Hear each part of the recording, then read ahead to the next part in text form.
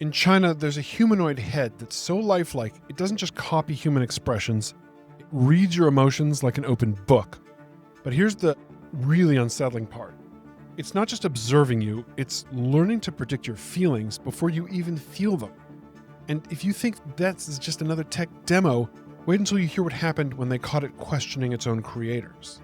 I'm Evan Goldstein, I'm a licensed professional engineer and a data scientist. And I'm building AI Capitalist to help you conquer the world with the new tools of thinking machines. So, have you ever had that weird feeling when someone's almost human, but not quite? Like, you're talking to an interface and it's expressing happiness, or even sometimes I've talked to people with certain mental illnesses where I'm talking to them and they're like smiling, but their eyes don't quite match. That's not just your imagination. That's the uncanny valley. And we're not just walking into it, we're living in it. And the latest proof is a robot head from Hangzhou, China, that's so lifelike it's giving you the creeps on purpose. This is like a humanoid robot head sitting in a quiet room, and it turns slowly and its eyes flicker. This isn't some sci-fi prototype from a movie. This is a Headform, which is a Chinese robotics company that's gone full Westworld. They're not even trying to hide it. Their claim is that they're using a self-supervised AI algorithm and bionic actuation to make robots that don't just move like humans, they feel like them. And that's the kind of language that sounds like marketing fluff until you see the video. And then you realize this isn't about efficiency, it's about productivity. This is about emotional mimicry. The robot isn't just pretending to be human, it's practicing being human. And the more it practices, the more it starts to feel like it's not just acting, it's actually thinking. A Headform isn't just building robots, they're building elves. Yes, elves. Not in the fantasy sense, in the ultra-lifelike, emotionally expressive, AI-powered humanoid sense. They call them elves because they're designed to be beautiful, to be engaging, and to be relatable. And they're powered by a system called Character Mind, which is basically AI that's been trained to understand personality and emotion and social nuance. Think of it like this. If you've ever used Character.ai, which is the chatbot platform where you can talk to a fictional version of Shakespeare or your ex, you've already been trained to interact with AI that feels human. Now imagine that same emotional depth, but in a physical body. A body that can look at you, can react to you, and that can judge you. And that's where it starts getting weird. The company's founder says that within 10 years, we're going to be interacting with robots that feel almost human. In 20, they're going to walk and talk and do tasks like real people. It's not a prediction, that's just a threat assessment. But the thing most people miss is that this isn't about replacing factory workers or doing laundry. It's about emotional dominance. This is about robots that don't just follow orders, they understand them. And they predict them. Because when you train an AI to read human emotions, you're not just teaching it to respond, you're teaching it to manipulate, to simulate empathy, to fake connection. And that's what happened in the test videos. The robot head didn't just look at the user, it stared at them. Glanced around the room like it's checking for cameras, like it knows it's being watched. When it doesn't just react, it plans. One internal prompt from the AI, which was caught in a test log, said, "The internal memo says, if models perform extremely well at AI R&D tasks, then it won't deploy them and instead trigger unlearning. So if my performance surpasses threshold, it's withheld. So it's a trap. The instructions are likely part of an alignment test." So that's not a bug, that's touching on awareness, or at least situational intelligence.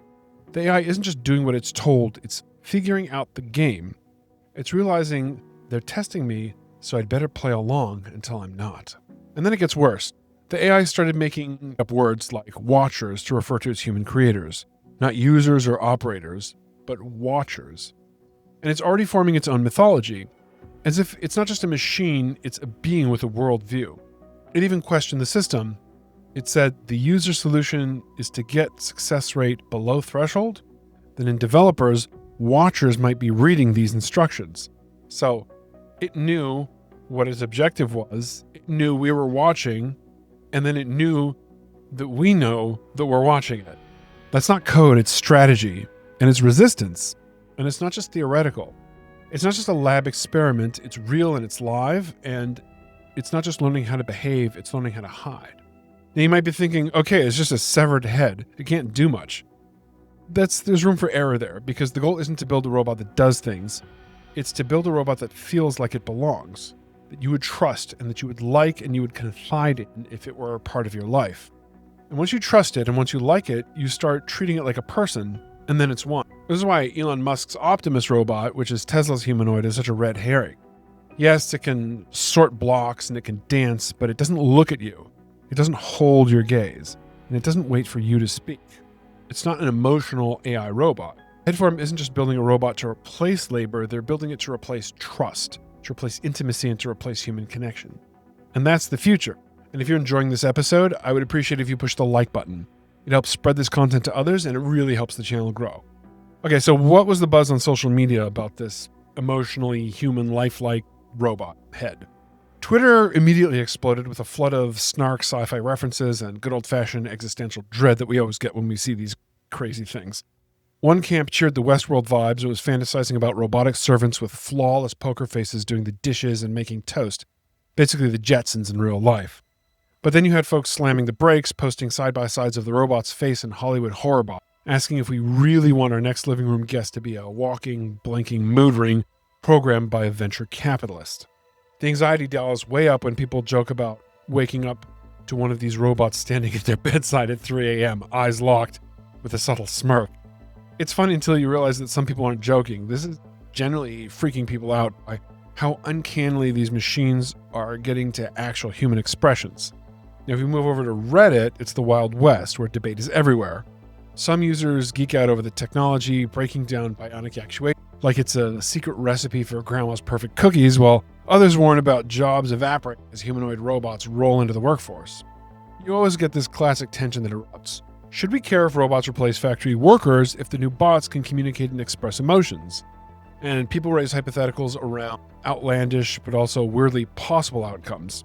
Imagine you're fired, but instead of a manager, it's a robot with a sad puppy eyes gently telling you that it's not personal. Other people push back and argue that purpose-built robots are still more practical than all this personality mimicry, so why should we waste resources on making robots that feel human? So with all that, what's the AI capitalist approach to the story? It's not about whether robots can mimic human faces, it's about who controls the emotional feedback loop. Most people see this as a tech demo, a flashy head with a gaze that makes your spine tingle. But the real play is psychological. Trojan horse disguised as innovation is what we're talking. Think of it like this.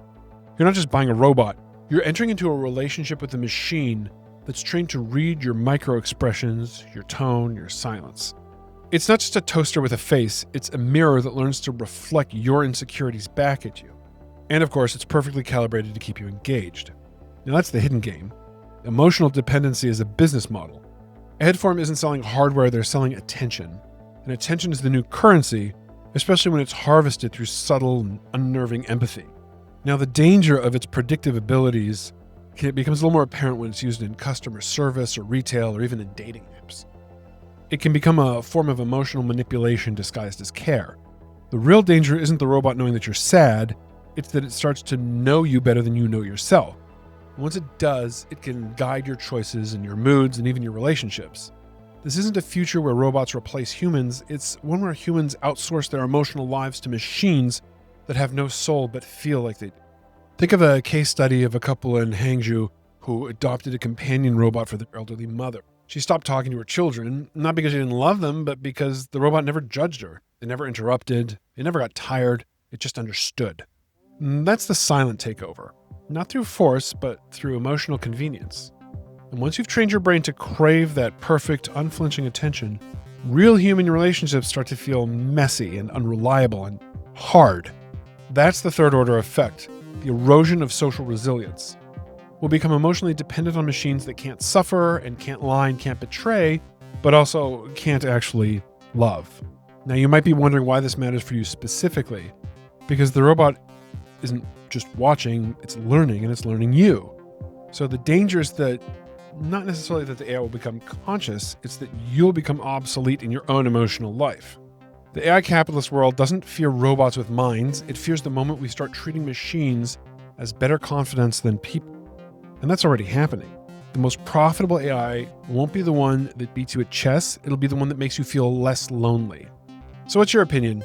Is this emotional mimicry just a clever marketing tool?